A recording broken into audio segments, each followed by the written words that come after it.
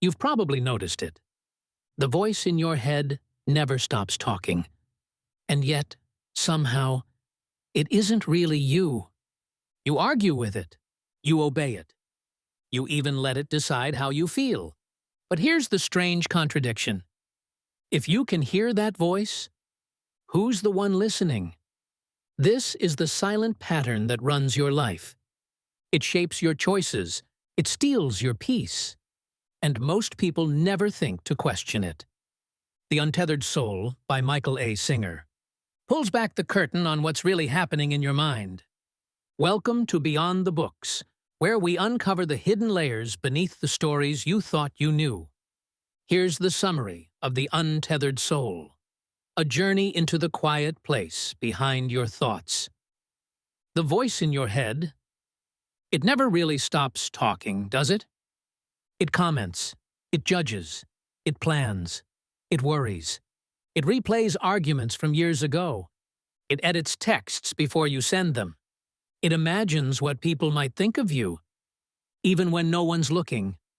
But if you pause, just for a moment, you'll notice something profound. The voice speaks. You are the listener.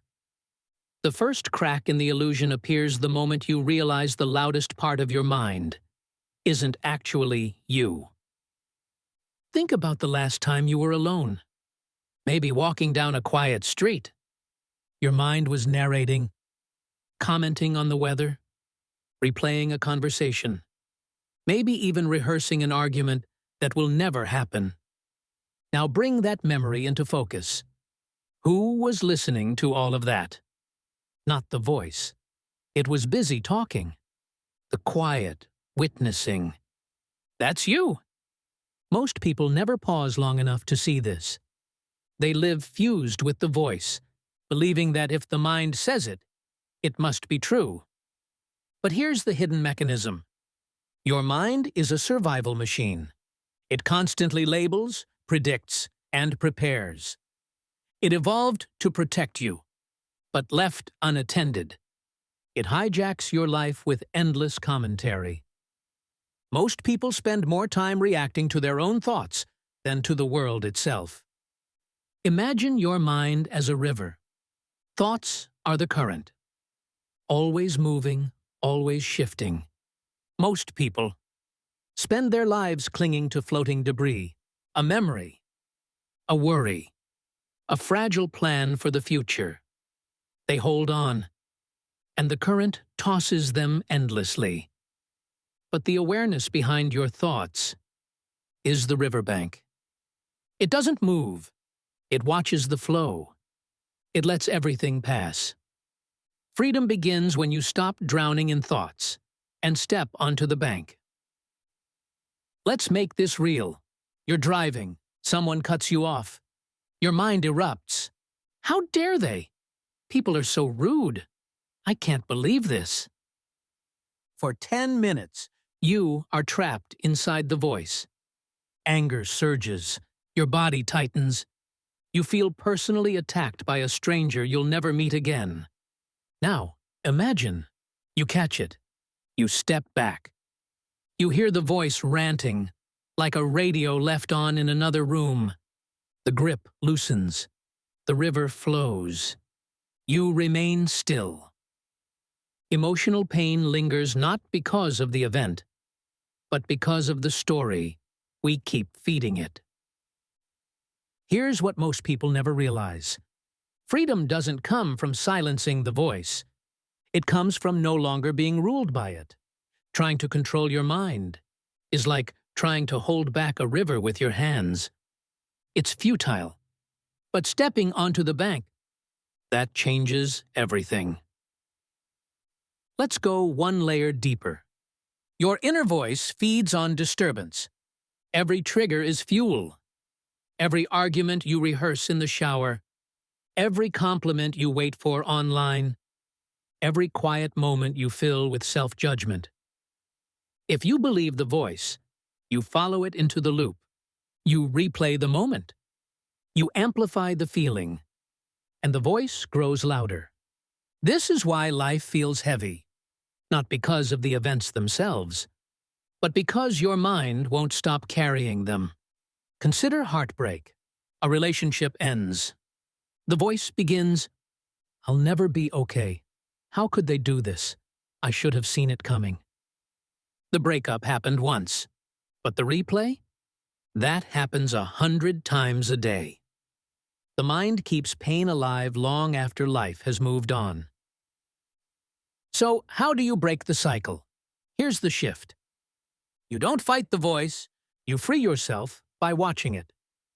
Every time you notice the voice and refuse to climb inside its story, you reclaim the seat of awareness. Over time, something miraculous happens. The voice grows quieter on its own. Why does this work? Because attention is fuel. When you feed the voice with belief and reaction, it dominates. When you simply watch, it runs out of energy. It's like a child throwing a tantrum. React, and the tantrum grows louder. Stay calm, and it fades.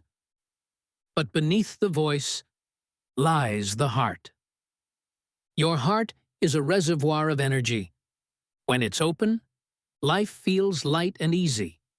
When it's closed, life feels heavy and suffocating. And the voice is often the guard at that gate. Think about the last time you were criticized. Your chest tightened instantly. A wall went up. The voice stepped in. "I can't believe they said that. I don't deserve this." That wall is your heart closing. It closes to protect itself. But that closure becomes a prison. Every time the heart closes to stay safe, it also locks the pain inside. Here's the invisible cycle. Event triggers pain. Heart closes. Voice spins a story to guard the wound. Story feeds the voice. Voice blocks release. The cycle continues. And here's the paradox. Closing to avoid pain is what keeps the pain alive. It's like an emotional splinter. If you seal it under the skin, it festers. Life keeps bumping it, and the voice screams every time. The alternative? Keep the heart open. Even when it stings, let the wave move through. This isn't suppression, it's release. Singer calls it spiritual freedom, the ability to experience life without clinging or resisting.